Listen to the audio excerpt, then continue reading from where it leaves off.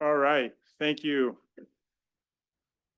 So the second of the middle, if you will, there's one more panel after this one, but the next panel here is now going to start focusing on what we can do about it and what we know to work. That's titled What We Have Learned About What Works and Where Do We Go From Here. This is the first part looking at landscape resilience and community protection. We have three of our science advisory panel members that are going to be speaking to this. Excuse me, this is all focused, I should have said, this is all focused on that fourth chapter, the fourth key message. So there's a lot in this one. This is one of the ones that we're giving allowance to increasing word limits. So I'd like to introduce all of them. Dr. Emily Schlickman's an assistant professor at University of California, Davis. Dr. Scott Stevens is a professor of fire science and fire policy at University of California, Berkeley. And finally, Dr. Malcolm North is a research ecologist with U.S. Forest Service Pacific Southwest Research Station and also affiliate faculty in the Department of Plant Sciences at UC Davis. I'll first introduce Emily, go from there, and then we'll go down the list. As I mentioned, Dr. Emily Schlickman is an assistant, I can't see without my glasses, so sad. Dr. Emily Schlickman is an assistant professor of landscape architecture and environmental change at UC Davis, where she studies how to support wildfire adaptation through landscape stewardship and land use planning techniques. She recently co-authored Design by Fire, Resistance, Co-Creation, and Retreat in the Pyrocene. Emily. Great. Well, thank you so much, Steve, and thank you for having me here. Today, I'll be speaking about community protection in the face of wildfire. How can we better live with wildfire? And from our science synthesis work, we identified a number of measures that can increase resilience at the community scale and at the property scale. So I will go through a few of these measures. But I do want to emphasize that not all of the measures that I will be showing today have been proven to be effective universally. Also, the graphics that I'll be showing are simplified and generalized for communication purposes. So I want to start by showing features of a fire vulnerable community. So the housing layout is dispersed. It's exposed to wildlands on multiple sides and unmaintained. Roads are narrow, they're windy with a lot of sharp turns and fragmented, so there are a lot of dead ends. Energy infrastructure is overhead, it's high voltage, and the community sits on steep slopes. On the right side, you'll see the measures that we identified for a fire resilient community. So first, there's access to water. These can be natural features like streams, creeks, ponds, but they can also be artificial, like the tank you see here. The important thing here is that they're non-electric. There are early warning detection systems that can alert community members to a fire and potential evacuations. Roads tend to be wide, interconnected. There is more than one way in, there's more than one way out. Housing is clustered but buffered. There's defensible space around each home, and also within neighborhoods that are adjacent to wildlands. Ideally, there's a fuel break between the homes and the wildland. Energy is localized with underground lines. A lot of communities are moving towards microgrids. A temporary emergency zone has been identified in case evacuation is not possible. This is centrally located within the community and devoid of vegetation. And ideally, the community sits on flat or gentle slopes. So some of the measures that you see on the right can actually be retrofitted into existing communities. You can always add water tanks. You can always create a detection system. You can even harden energy infrastructure and you can widen roads. But how do we incentivize retroactively and retrofitting these measures into existing communities? In terms of new development, how do we incentivize all of these measures? And really importantly, how do we incentivize building in areas that are lower risk? So moving on to the property level, one thing I want to stress here is that most homes ignite due to embers, and embers can travel miles ahead of a fire front. So home hardening is critical. Also, I want to stress that many of the measures I'll be sharing are actually quite cost-effective and can be implemented by homeowners themselves. But first, I want to start off with features of a fire-vulnerable property. The vegetation is dense with no horizontal or vertical fuel breaks, and there's low fuel moisture. The eaves and decks of homes are unenclosed, and the fences are attached directly to the structures. The materials that are used for the homes are combustible, they're untreated, and they have pockets where the embers can be trapped. Windows are large, they face dense fuel, they face steep slopes, they face the prevailing wind direction, they're single pane and untempered.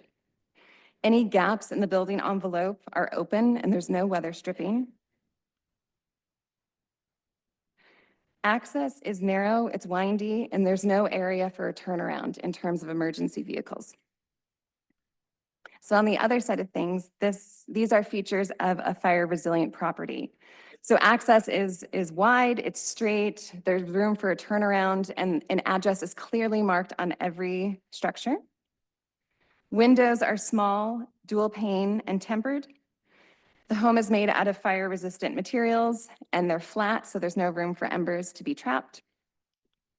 If there are any gaps in the building envelope, there's a fine mesh covering for them. There's weather stripping, and any gaps are caulked. Eaves and decks that are attached to the home are enclosed, and the fences are detached from the structures. Emergency personnel have access to water and backup batteries. And vegetation is sparse with breaks, vertical and horizontal, and high fuel moisture, especially within that 100-foot zone. So many of these measures, especially at the property level, are echoed in Chapter 7A of California's Building Code, which is great. But at the same time, there are limitations to these standards. The first one is that they only apply to homes built after 2008. And if you look at the campfire in Paradise, 51% of the homes that were built after these standards were put into place survived the fire, whereas 18% of the homes built before the standards were put into place survived the fire. So how can we think about expanding these standards to older homes? The other limitation is geography. These standards apply if you live in the WUI, the Wildland Urban Interface, or if you live in a high fire hazard severity zone, or any fire hazard severity zone. But if you look at the Tubbs Fire in Coffey Park, those homes have all been rebuilt, not to these standards, because technically that's not the WUI, technically that's not a severity zone, and these homes are vulnerable in the face of a future wildfire event. So the other question is, how do we also think about expanding the geography of standards like this? And with that, I'll pass it along to Scott. Thank you. Scott, so Dr. Scott Stevens is, really quickly, I just want to note, Emily did those graphics. And she set a really high bar for the rest of the chapters. We saw those, we were like, wow, that's amazing. So thank you. I'm a designer. Yeah, right. That was fantastic. Again, Dr. Scott Stevens is Professor of Fire Science and Policy in UC Berkeley and is interested in the interactions of wildland fire and ecosystems. This includes how prehistoric fire once interacted with ecosystems, how current fires are affecting those ecosystems, and how future fire and management will influence people and ecosystems. He is also interested in wildland fire and forest policy and how it can be improved to meet the challenges in the coming decades, both nationally and internationally. Working with indigenous indigenous partners to learn how to store ecosystems into the future with climate change is a key area of his research. Scott. Well, thanks, Steve. So I'm happy to talk today for the panel, and we talked about fuel treatments. So you see up here the first consensus that fuel treatments work. That's just a bloody fact. Okay, the fuel treatments, the scientific literature tells us they work. Sometimes they're not at the scale necessary, but when they actually are implemented, they actually do work. They reduce intensity. They basically allow more forests to survive, things of that nature. One thing too is ideas of planning. Planning is certainly important, and it's important for many aspects of this, but our panel talked about, we got to get more stuff on the ground. We got to get treatments implemented, okay? We can plan ourselves almost, I hate to say, to oblivion, but we've got to get more work on the ground, get that stuff done, okay? The idea of indigenous stewardship is actually highlighted as a key piece of this strategy. Indigenous stewards have been working land for millennia. It's a different philosophy, different communication, and we believe it should be increased and a focal point of the way we go forward. One thing is interesting about treatment is once you start treating areas, and we had some great summaries today of the treated areas that are happening in the state, things are increasing. But one thing we have to think about, once we start that treatment, we have to retreat it forever. This is one thing that I think is one of the most daunting things, that once you start treating 100,000, 50,000, 150,000 acres, what are you going to do when that land continues on to the future, right? You've got to start retreating it. And here, for kind of an academic exercise, we basically said, okay, maybe a retreatment frequency every 10 to 20 years or so. So here's a little table that just gives us a sense of where we're up against. So if we're looking 2025 to 2040, it's about 16 years. And when we had the original goal that was put out by the agencies of about 1 million acres treated per year, that's by 2025. And then we see to the right, we have a CARB scoping goal that actually is still being debated and researched. This is not a hard goal. It's not our goal that we actually think is appropriate yet. But for an idea, here you're talking about 2.3 million acres a year treatment. To the right is a paper that I wrote with some colleagues 2007, a number of years ago. We thought about just how much used to burn in California historically from indigenous fire and also from lightning fire. So on the left, you see if we do 1 million acres a year in 16 years, we treat 16 million acres. But out of that, you need to have 2 million acres retreated. You've got 2 million in that retreatment bucket. Now, if you go to the 2.3 million acres, which is probably a little more appropriate, I don't think the one or the science tells us one's enough. But then you start looking about treated areas, you're looking at about 36 million acres treated over a 16-year period and about almost 5 million acres of maintenance. And the maintenance is probably going to be mostly fire because it's the least costly, most ecological, maybe grazing. Grazing could be another piece of this. But I think the numbers just show us here where we're headed. We're headed really for big, big endeavors, all right? Is this impossible? No. Go to Florida. Florida treats 2 million acres a year. Georgia says they do more, okay? So if you go to those places, 2 million acres is kind of basically what they're basically after. So we're headed in that direction, and the science is saying it's necessary. So it's something we need to really continue to work on. Conifer forest, we know that restoration thinning followed by prescribed fire is the most effective way to actually reduce fire hazards quickly. Does it very quickly, can happen in a year, year and a half or so. Also sometimes creates the most resilient forest, resilient to things like drought, bark beetle attack, and the ability to take stress. We also know that the fire treatment alone is a key ecosystem process. It's the one that actually mimics indigenous burning, also wildfire from lightning in the past. So it is the one that has the most ecological power. We also know mechanical treatments can work. It depends on the details. If you do mechanical treatments right, they work, okay? A lot of times I think the research shows that they're basically yes and no, but there are characteristics of mechanical treatments that make them work. Forest treatments also do a whole other things that you see in that slide, where trying to basically improve initial attack effectiveness when you basically have an ignition near them. Support evacuations, which is critical. Used for fire and operations and contingency lines in many cases. Improve ecosystem health in the areas where they're implemented. And also reduce maybe the ability that we have to reforest areas after we do things like high severity fire that I know Malcolm has worked on a great deal. So they have these other benefits, not just benefits to reducing fire intensity, but more landscape and benefits of society. And this is my last slide.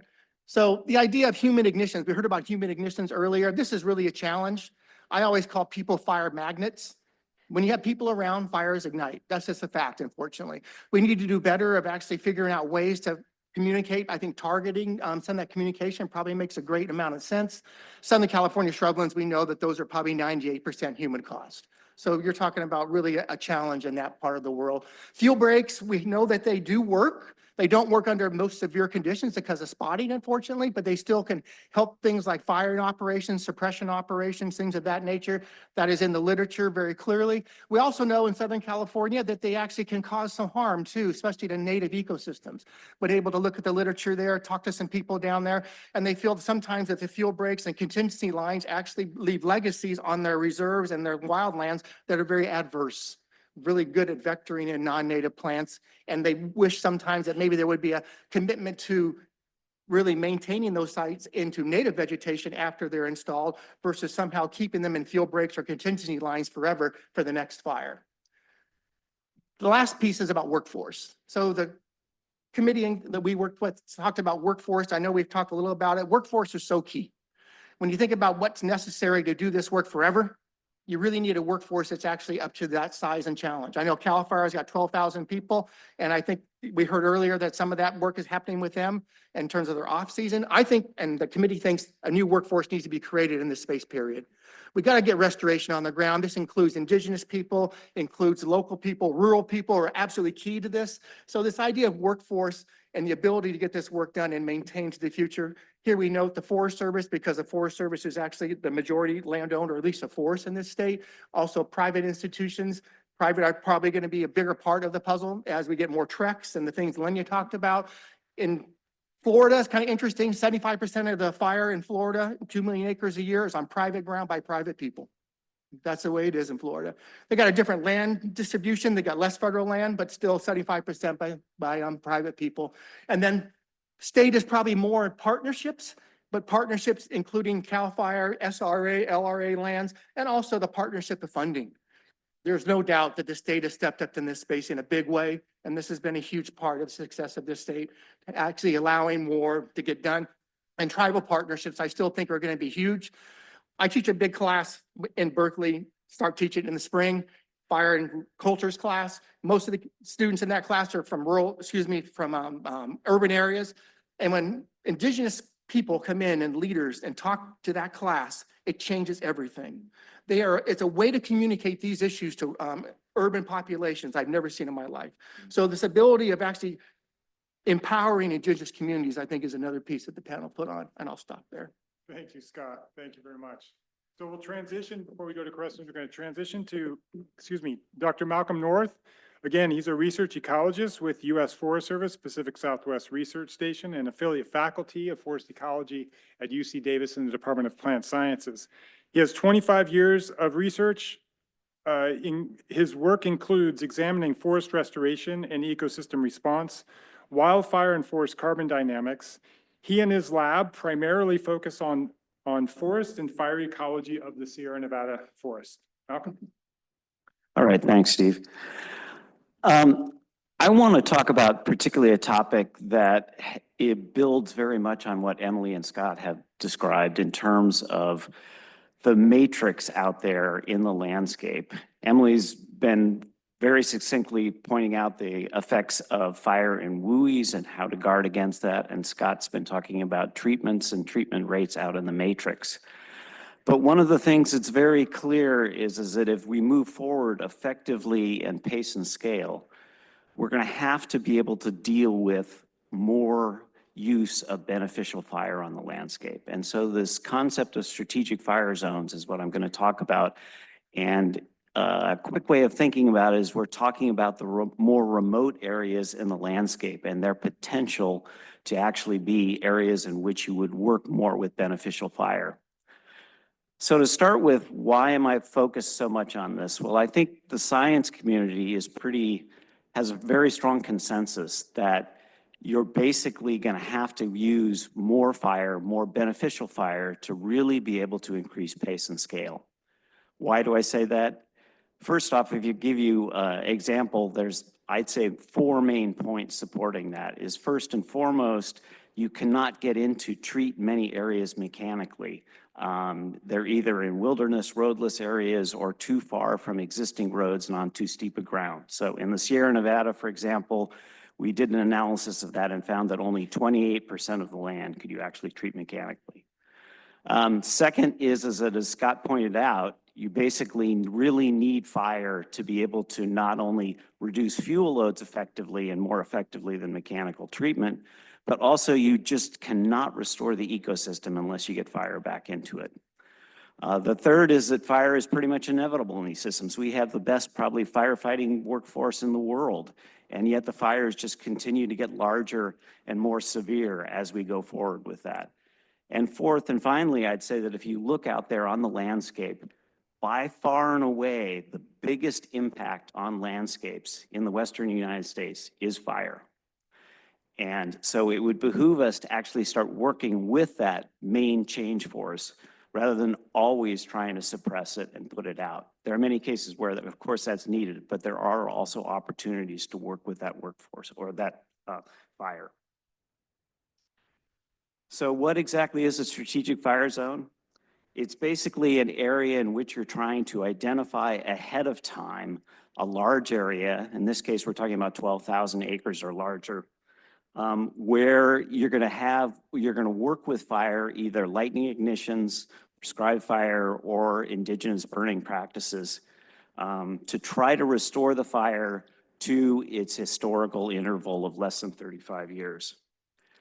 This is not something where you're shooting from the hip. You plan this well ahead of time, identifying the climate or the weather conditions and the fuel moisture conditions in which fire could be acting in a beneficial way in the system.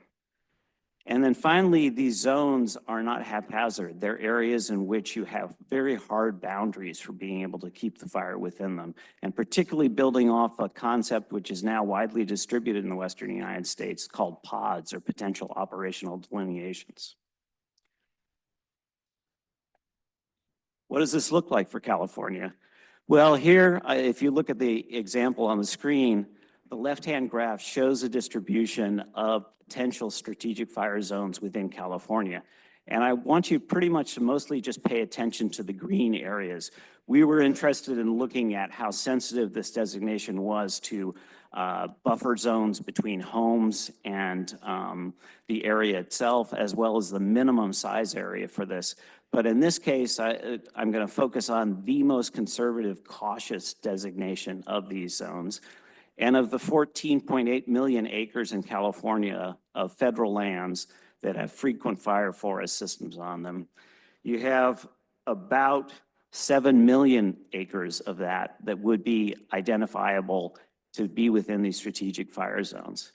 One of the reasons it's very powerful for being able to designate these is that just within the last couple of years, Microsoft developed through AI and neural networking analysis, identification of all of the structures in the lower 48 states, over 100 million structures. So we know where the structures are and how to create distances from those structures that these zones do not stay quite well separated, like 1.5 miles separation between the structures and the zone itself.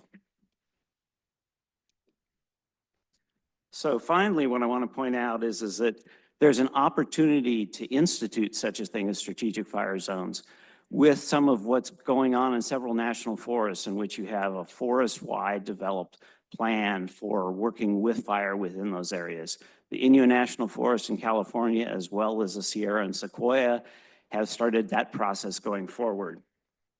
The other thing to point out here is that if you have zones around these areas using pods, there's a really strong ability to be able to crosswalk that analysis into other ownerships in other areas. In fact, CAL FIRE is in the process of starting to think about evaluating the identification of pods within California as well.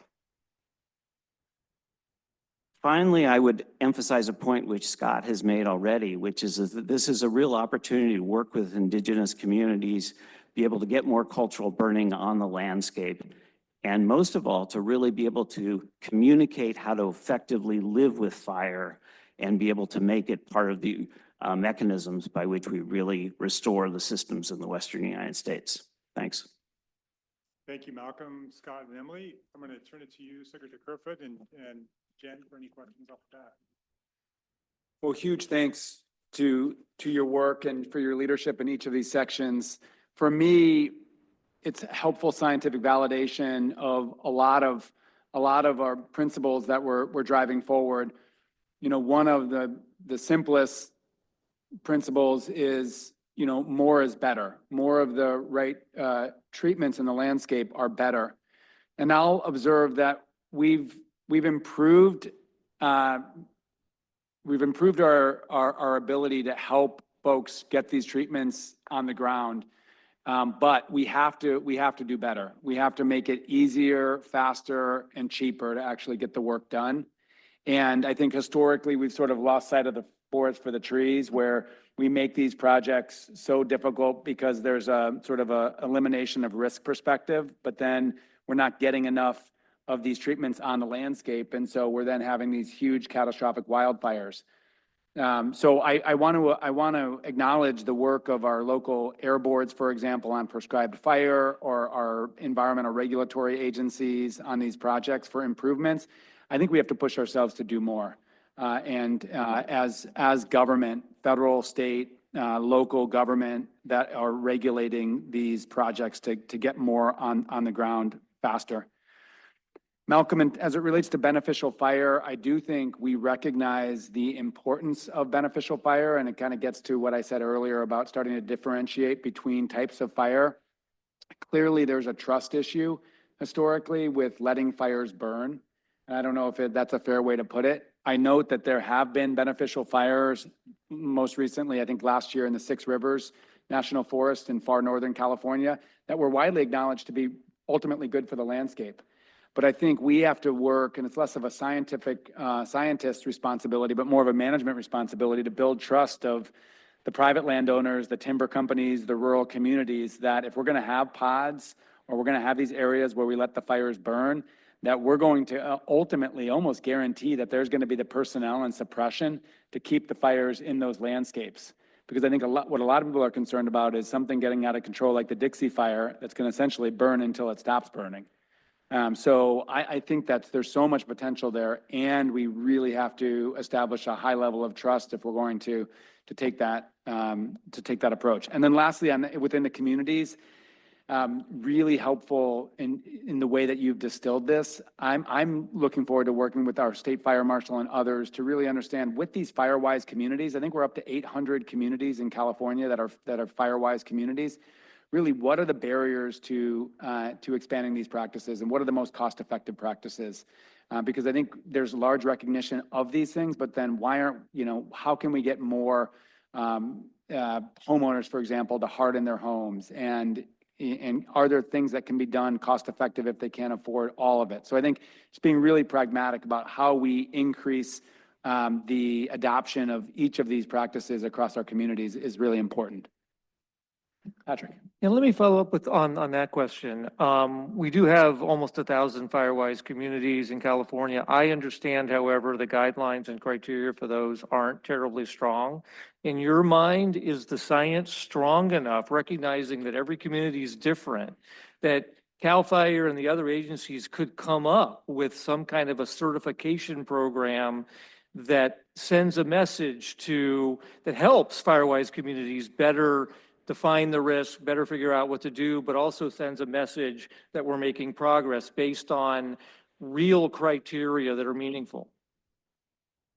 Yeah, I think that would be incredibly helpful. I think that there are a number of FireWise communities across the state that are doing incredible work, but I think having concrete steps and like physical design and planning strategies that they could look towards would be a really helpful step forward. And I do think that even though the measures have not been proven to be effective everywhere, I think there is an understanding that these measures should be incorporated into the design and planning of communities. So I think that would be a helpful step forward.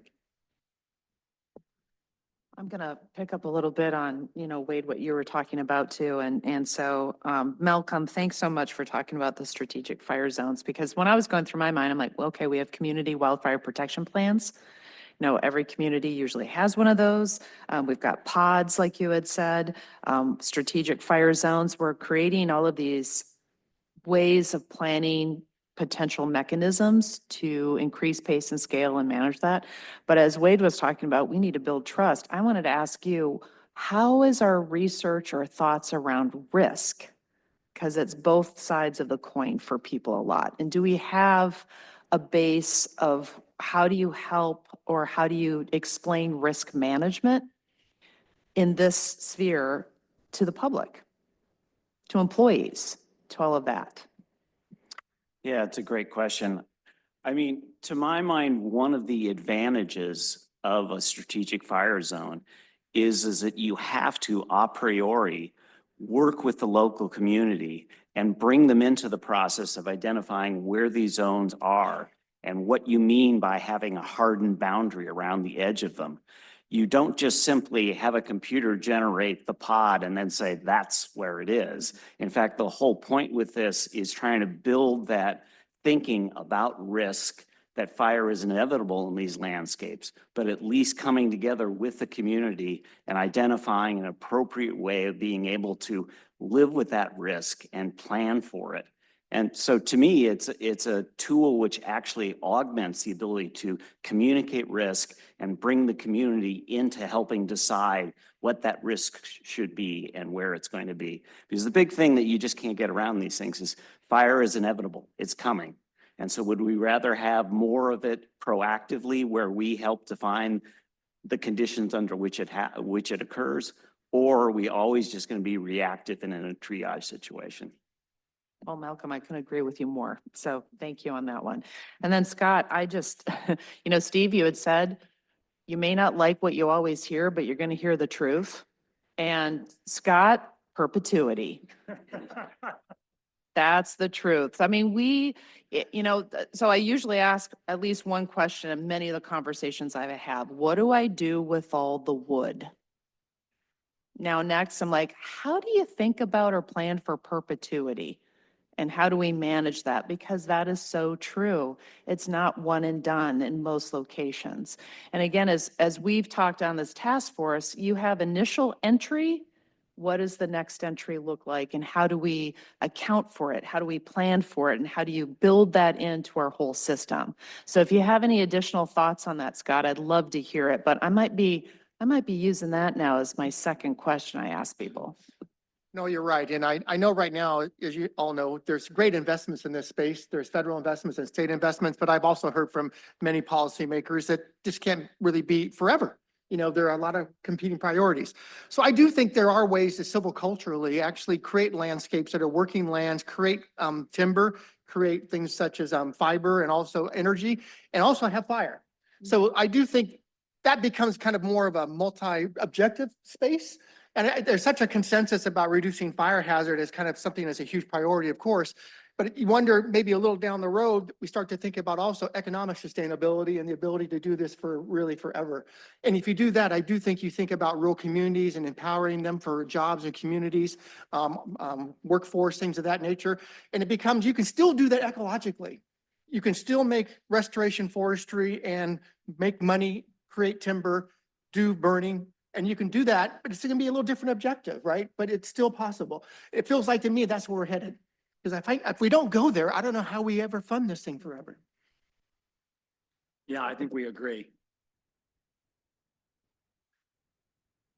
Scott, I want to ask you a question too, and maybe this is a little bit out of your lane, but feel free to respond however you like.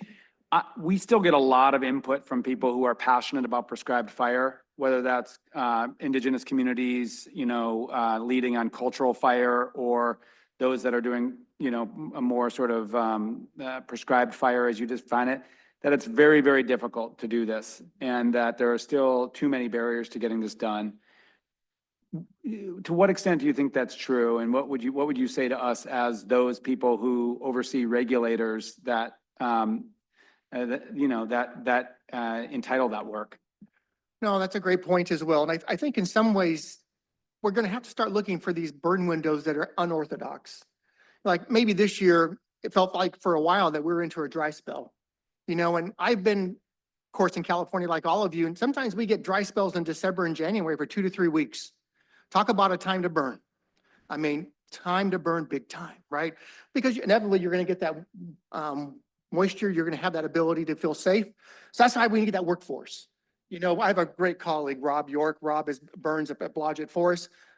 Rob is looking for burn days, 7 days a week, 24 hours a day. And he's actually, Don Hankins does it too.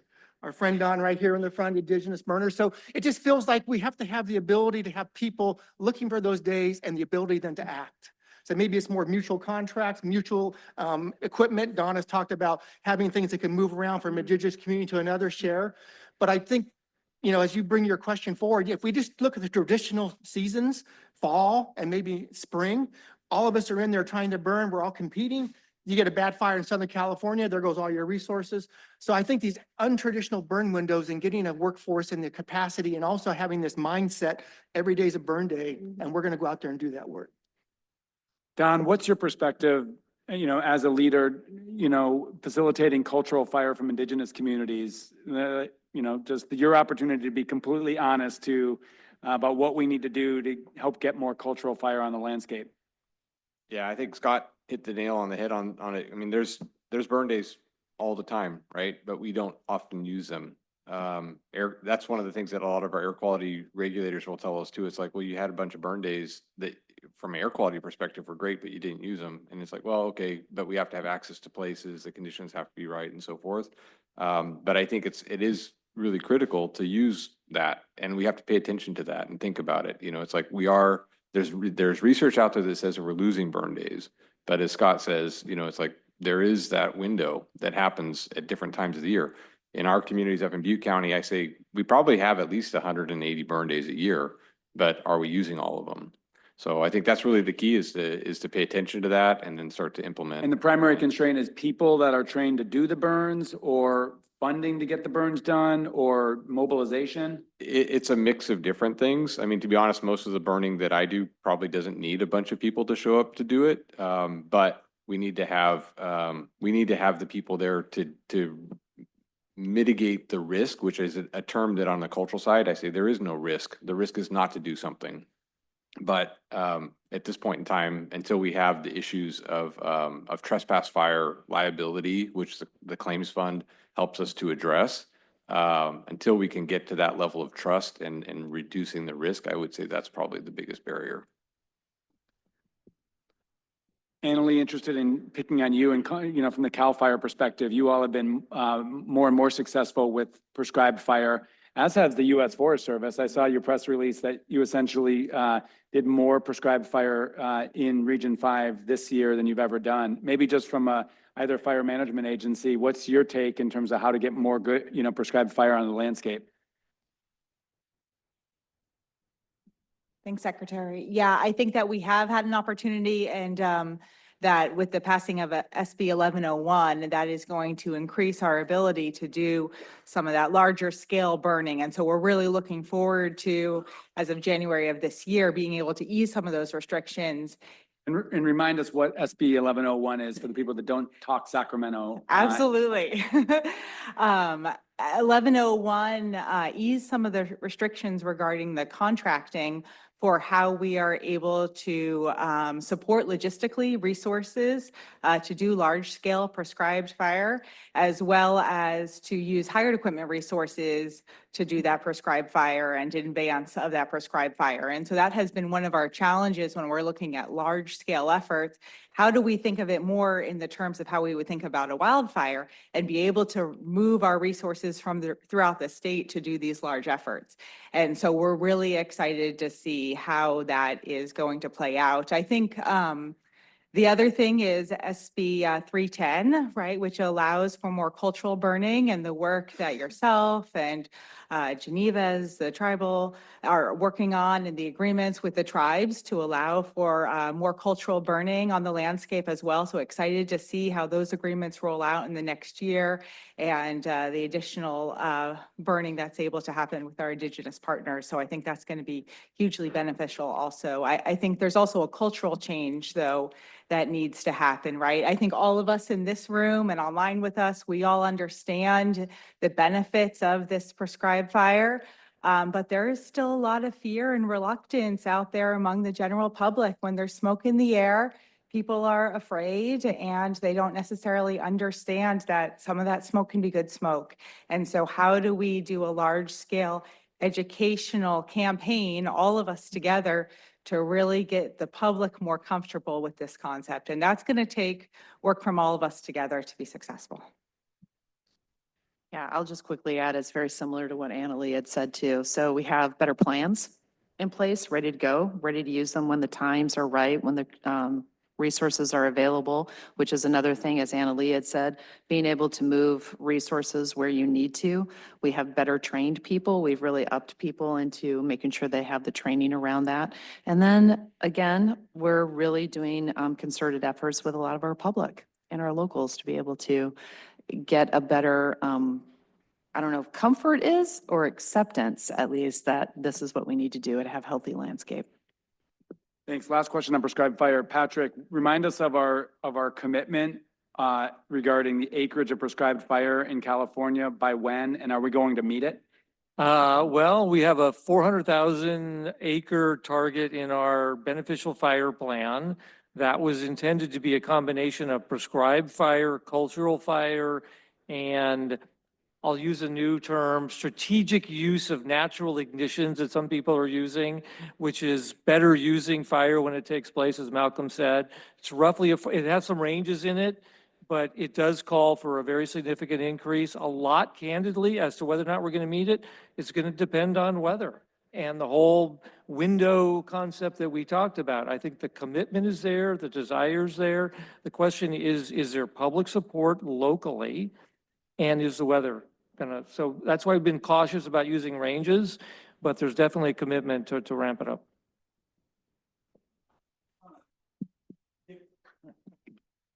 Sorry. Given the expertise we have on the dais, you've got policymakers, you've got folks that are deploying real funding. Anything you want to make sure that we take away? What would you do in our position? If you had a magic wand, what would you have us do? This is your opportunity to be completely honest and provocative. I'll jump into that, although I have a feeling I've been sucked into a trap. You got Malcolm there.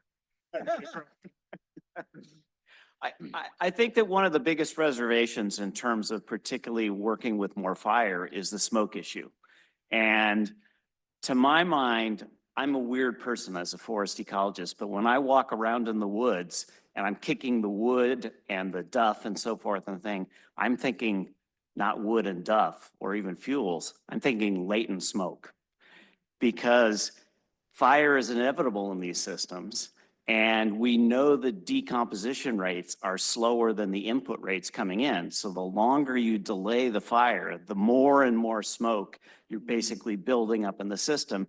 And then it just becomes a question of, do you want a wildfire that comes in which we have no control over where the smoke's going to go, often into urban areas at really high concentrations? Or do we take that smoke, all that latent smoke that's underneath your feet out in the woods, and do we release it when we've got a better belief, or a stronger belief, a better chance of getting that smoke to go away from urban areas and away from human exposure? To me, that's one way that we really haven't started to frame that issue yet, but it is an important way, to my mind, to think about it, because that smoke, it's latent, it's going to happen, and it would be much better if we released it when it's going to be going away from people. It's a great point. And, a lot of us learned pile burning. I started pile burning with my dad when I was probably 10 years old. We cut stuff up, we put it in piles, we burn it. So we have that culture of kind of burning with piles all over. We just need to be able to shift that to more of a broadcast. And it turns out it's not as crazy or as difficult maybe to do that, right? And one more thing I'll say is just this engagement of local communities. Lenya basically runs the UC, University of California Fire Network. This thing is powerful because you're putting people in counties that actually work for county government, and they talk to local people and they can have conversations that frankly I can't, okay? So I think this ability to get more people that are county-based or local-based, that are professionals, that can do this full-time, to talk about the need, talk about the risk, talk about the smoke, it changes things because people listen to their local people and local boards of supervisors. So I love that because of just that localness. And I think it's something that we should be proud of in this state. And it's growing, but it needs to grow more. Oh, it's a big question. So I work with an Indigenous-led burn crew in Lake County, and I was on a burn with them earlier this week, and we burned a patch of tule, and they're just doing incredible work. And I think supporting organizations like that and the number of people that travel to train with them across the state and really bolstering that work, I think could make great strides for the state. So I'll leave it there. Great. Well, I want to thank, if you could join me in thanking Emily, Scott, and Malcolm